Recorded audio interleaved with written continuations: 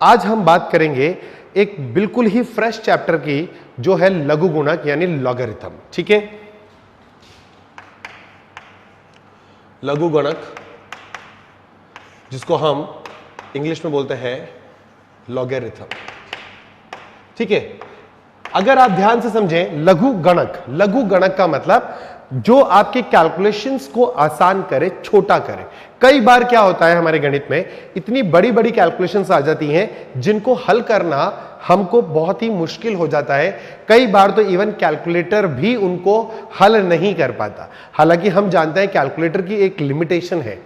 Calculator कुछ तक अंकों की, मतलब अगर आप मान लीजिए अगर अपन कैलकुलेटर बोले तो 8 अंक 9 अंकों तक की बात वो कर सकता है। अगर उतने अंकों को आप गुणा कर देंगे तो वो कैलकुलेटर वो करना बंद कर देता है। तो अगर ऐसी चीजों पर हमारी बात आ जाती है तो हम क्या करते हैं, हम लॉग का इस्तेमाल करते हैं या लघु गणक का इस्तेमाल करते हैं। ठीक है, लघु गणक का मतलब क्या है, जो आपकी कैलकुलेशन को आसान करे। ठीक है, कई लोग बोलते हैं कि सर इसकी जरूरत क्या है हमें। देखा जाए तो हमारे पास आजकल इतने सारे सॉफ्टवेयर्स हैं कि हम कैलकुलेशंस को तो जब डालेंगे डाटा तो वो फटाफट हमें आंसर दे देगा। हमारे पास कंप्यूटर्स हैं, तो बेटा जो वो कंप्यूटर के अंदर वो जो प्रोग्राम बनाए गए हैं, उन प्रोग्राम्स की जब कोडिंग की गई है तो उस कोडिंग में यूज तो लॉगरिथम को ही किया गया होगा, अदरवाइज वो कैलकुलेशन बड़ी हो गई होती। तो लॉगरिथम का जो हमारा मोटिव है वो क्या है कि हमें उसकी कैलकुलेशनों को आसान करना है, किसकी, मैथ्स की बड़ी कैलकुलेशनों को। अब दूसरी इंपॉर्टेंट बात जो ये है, ये तो हुआ कि इन जनरल जो सारे टीचर्स बोलते हैं वो मैंने भी बोल दिया, लेकिन जो इंपॉर्टेंट बात है वो क्या है, लॉगरिथम एक ऐसा पार्ट है जो आपका सिर्फ 11th में ही नहीं 12th क्लास के अंदर भी मेजर रोल प्ले करेगा। यानी जब भी किसी टीचर को सवाल की शक्ल बिगाड़नी होती है, सवाल ऐसा नहीं कि बहुत मुश्किल आते हैं, सवाल ठीक है कॉन्सेप्चुअली आते हैं, पर अगर आप टीचर ये चाहता है कि बच्चा सिर्फ सवाल देखे और उसे छोड़ दे, तो वो जो टूल्स का इस्तेमाल करता है उनमें से एक है लॉगरिथम। जैसे ही लॉग दिखाता है या देखता है बच्चा, वो इन जनरल उस सवाल को छोड़ने की कोशिश करता है। लेकिन अगर हमारी लॉग पर पकड़ अच्छी है तो हमको कम से कम वो जो क्वेश्चन हमें दिया जाएगा उसको देख करके हमें डर तो नहीं लगेगा। तो हमको लॉग को समझना है, पहली इंपॉर्टेंट बात। दूसरा, लोग शुरू करते हैं लॉग की प्रॉपर्टी से कि लॉग को प्रॉपर्टी पढ़ाना चालू करें हम उसमें, लेकिन सबसे पहले समझो कि लॉग क्या है। लॉग के अंदर कोई भी अंक आएगा तो उसके लिए शर्तें क्या है, पहले हमें उसका प्रांत समझना पड़ेगा, फिर उसके बाद हम धीरे धीरे प्रॉपर्टीज पर, लॉगरिथम की प्रॉपर्टीज पर आते जाएंगे। ठीक है, तो हमारा जो बेसिक मकसद है वो क्या है, हम सबसे पहले लॉगरिथम को समझे कि लॉगरिथम है क्या।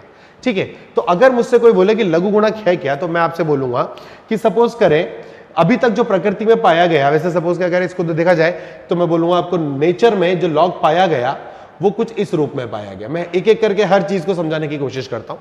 तो ये आपका लॉग लिखा हुआ है, उसके साथ ही साथ यहां पर ए लिखा है और ये बी लिखा है। ए को हम बोलते हैं एक्सपोनेंट यानी चरघातांकी, और बी क्या है, उसका बेस कहलाता है। ठीक है, तो ए आप ऐसे समझ सकते हैं, ए क्या है, ए वह अंक है जिसका लॉग लेना है, और बी क्या है, बी है बेस यानी आधार। बी को हम क्या बोलते हैं, बेस। बेस मतलब आपका आधार है, वो किस आधार पर आप ए का लॉग ले रहे हैं वो इंपॉर्टेंट है।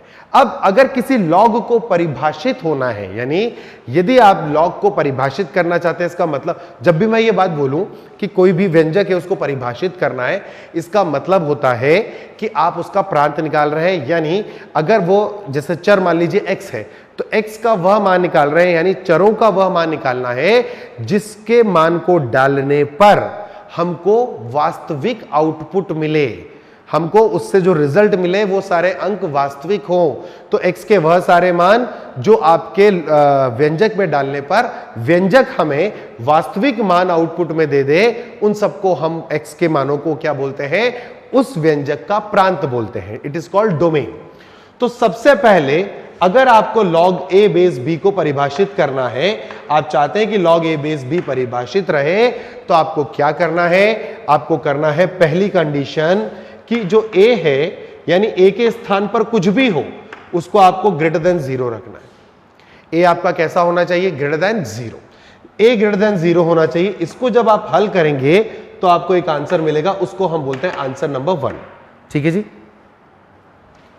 इसके बाद हम क्या करें, सेकंड केस, मैंने कहा बी ले लो, बी को भी क्या करना पड़ेगा, ग्रेटर देन 0, यानी बेस भी आपका क्या होगा, बेस भी आपका 0 से बड़ा होगा। इसको जब आप हल करेंगे इस असमीका को, तो ये आपको एक आंसर देगा जिसको हम बोलते हैं आंसर नंबर 2।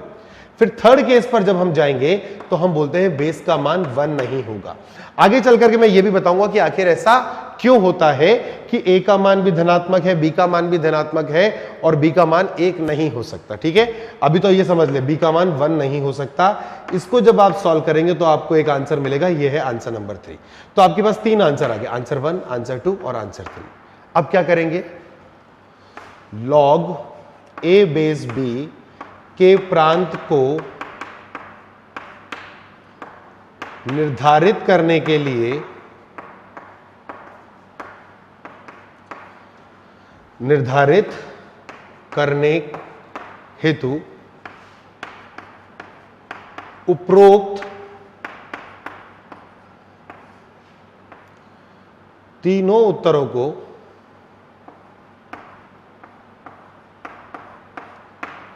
का उभयनिष्ठ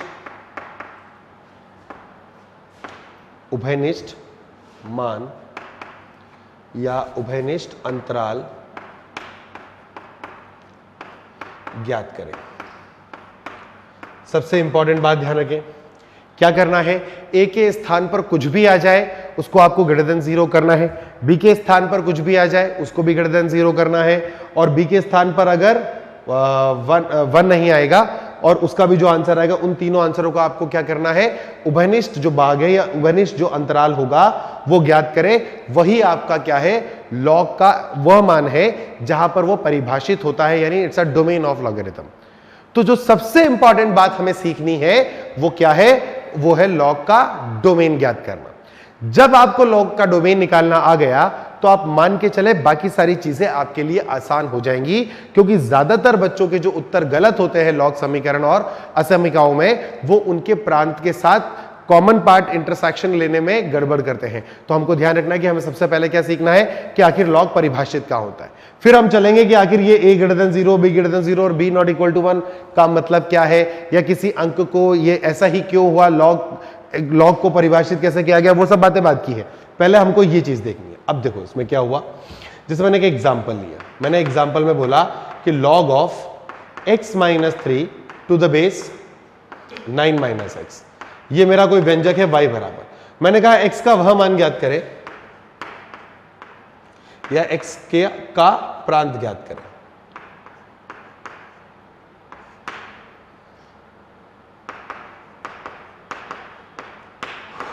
या इसको ऐसे बोल दो बेटा कि ये y का प्रांत ज्ञात करें, यानी f ऑफ x का प्रांत ज्ञात करें। इसको अपन मान रहे हैं क्या, ये आपका एग्जाम्पल है एक, और ये f ऑफ x लिखा है, यानी कोई व्यंजक दे दिया मैंने आपको। मैंने कहा इसका प्रांत ज्ञात करो। प्रांत ज्ञात करने का मतलब क्या हो गया, प्रांत ज्ञात करने का मतलब हो गया x का वह मान जहां पर ये लॉगरिथम हमारे लिए परिभाषित हो। और इसके लिए क्या करना है, सबसे पहले देखना है कि a के स्थान पर कौन है।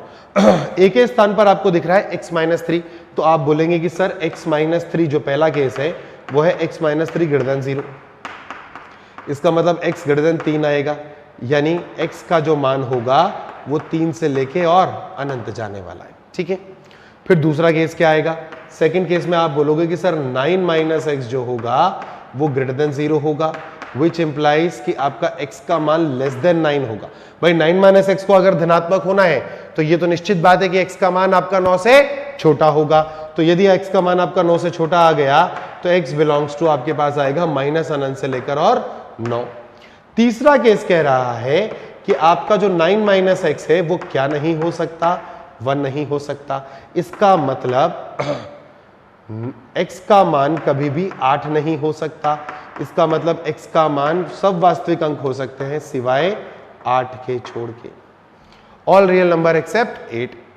अब क्या करें, इन तीन उत्तरों को आपको क्या करना है बेटा, इंटरसेक्शन। तो इंटरसेक्शन लेने का एक ही तरीका है, संख्या रेखा पर जितने भी उत्तरों में जो भी अंक आए हैं उन सबको लिखते चले। जैसे यहां 3 आया है, 8 भी दिख रहा है मुझे और 9 भी दिख रहा है। ठीक है ना, पहला उत्तर कह रहा है 3 ओपन से, ओपन का मतलब देखो मैं हमेशा क्या लगाऊंगा, गोला, इसका मतलब 3 को नहीं लेना है। ठीक है, और जब मुझे क्लोज ब्रैकेट लगाऊंगा तो वहां मैं डार्क करूंगा, ठीक है ना, इसको डार्क भरूंगा, यहां सर्कल बनाऊंगा तो वहां डार्क गोला कर दूंगा, ठीक है। तो ये 3 से लेके अनंत, माइनस अनंत से 9 का मतलब माइनस अनंत से 9, ये रहा। ये कह रहा है कि आप वास्तविक संख्या में कुछ भी ले ले सिवाय 8 को न ले, तो जिसको नहीं लेना उसे छोड़ दें। अब आप देखें कि पहला हिस्सा देखें आप, माइनस अनंत से लेके 3 का कितने लाइनें, सिर्फ 2 लाइनें हैं, मेरे काम का हिस्सा नहीं है। फिर आप देखें 3 से 8 के बीच में 1, 2 और 3 आंसर थे और तीनों रेखाएं आ गई। तो आपका जो पहला उत्तर आया वो आया x बिलोंग्स टू 3 से 8। फिर आप 8 से 9 के बीच में देखें, 8 से 9 के बीच में भी लाइन आ रही है, तो यूनियन 8 से 9। फिर अगला हिस्सा है 9 से अनंत का, उसमें कितनी लाइनें हैं, 2 लाइनें हैं, ये हिस्सा आपके लिए बेकार है। तो आपका जो प्रांत आया यानी जो x का मान आया वो क्या है, 3 से 8 यूनियन 8 से 9। इसका मतलब x का मान 3 से 8 और 8 से 9 के अलावा कुछ और नहीं ले सकते।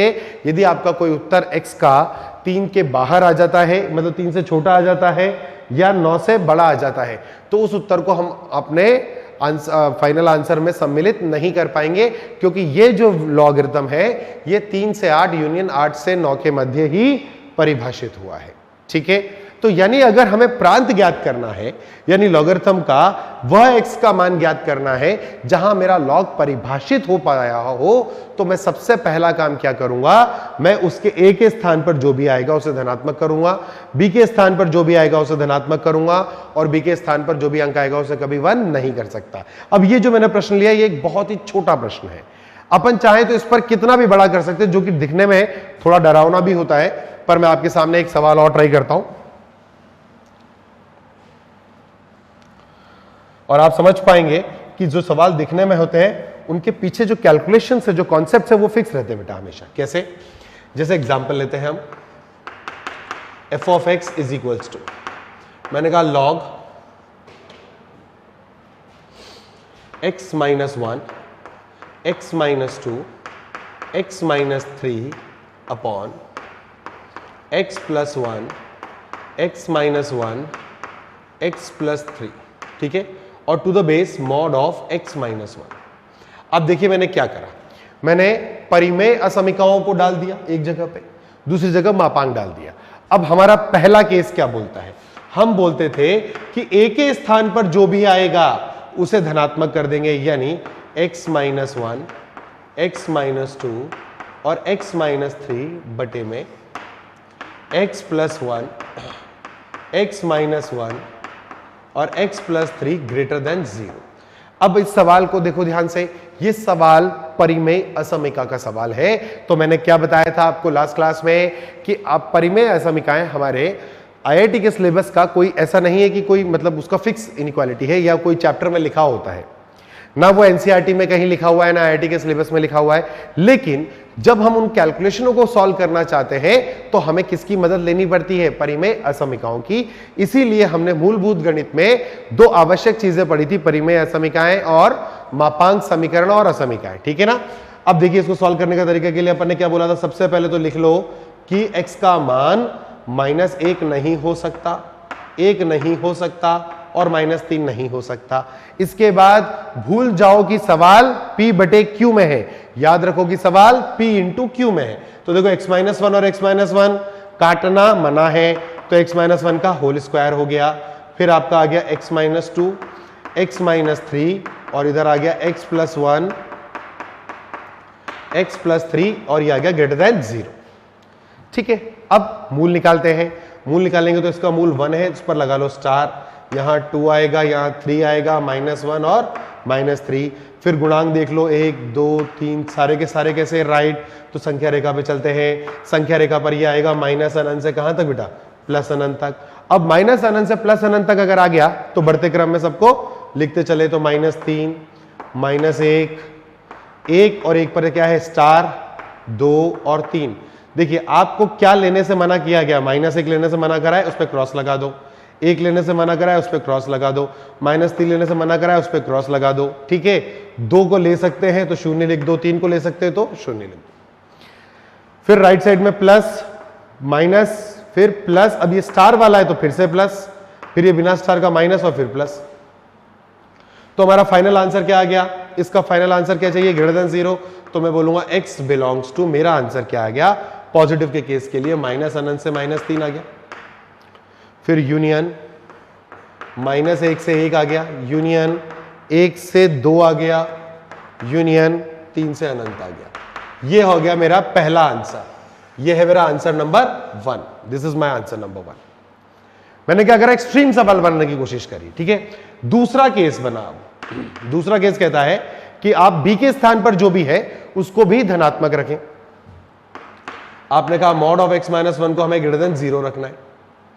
अब बेटा देखा जाए तो आप इसको चाहे तो देखिए दोनों तरफ अऋणात्मक है, तो आप स्क्वायरिंग करके देख ले, या आप सीधे सीधे इसका आंसर देखिए, मैं स्क्वायरिंग करके बता देता हूं। तो ये क्या बनेगा, x - 1 का होल स्क्वायर ग्रेटर देन 0।